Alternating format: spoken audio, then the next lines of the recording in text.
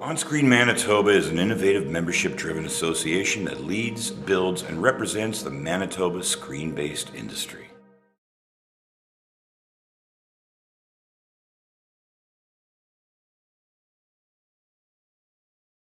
And when we finally finished the script, or at least got it to a point where we liked it, I was trying to think of who would I give this baby to. And then I thought to myself, well, if somebody's going to screw it up, why not me? I mean, better me than somebody else. And so when I said, Jeff Lewis was always asking me, so who are you going to get to direct it? And then when I said, I think I'm going to do it, he said, finally, it's about time you admitted it. So I guess it was slightly inevitable. Not all directors pay enough attention to the actors. They just take it for granted that the actors are going to, that they're all right. I mean, you hear cut, and then immediately the director turns to the sound guy or to the camera person and says, okay, how was that? What's wrong? Blah, blah, blah. And the actors are standing there kind of naked and very vulnerable. And they're just waiting. And it's especially striking in Quebec, where sometimes everything's happening in French and we're making a movie in English, and so those actors don't even know, what the hell is this guy talking about, and why isn't he talking to me? And I just made it, that was kind of my realization, was that, that's the priority for the director, is really the actors. Actually, it was filmed in one village. In one village? We actually found a village, and I fell in love with the convent. And we just shot everything in the convent as a school, and used the back half of the convent for our production offices, everything. We just kind of took over the village. Wow, that must have been quite a great experience to... Fabulous. Yeah. And the people of the village were great, and we used all the houses where all the students go.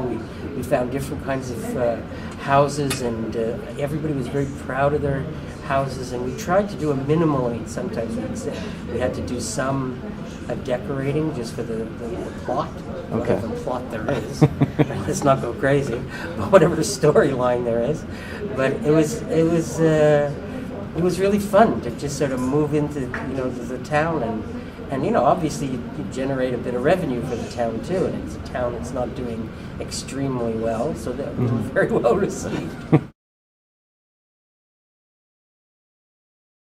My agenda is really, my son says, our only loyalty is to comedy. Which is, kind of a funny expression, but it's true. I mean, I like laughing. I like making people laugh. I think it's an honorable and noble thing to do, to be a storyteller that is there to entertain. And there's always a message, implicit or explicit. There's cultural values are being established and celebrated or denigrated or whatever. The audience response is really good. We showed it here last night, and seriously, I mean, I'm not trying to suck up to Winnipeg, but it was the best audience ever.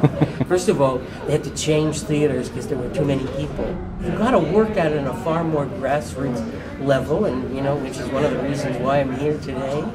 You just got to go forward with the message, and try to keep telling people that Canadian movies can be fun. They're not always depressing about winter and dead dogs and shamans and stuff like that. That there's not always a good sociological reason to go see a movie.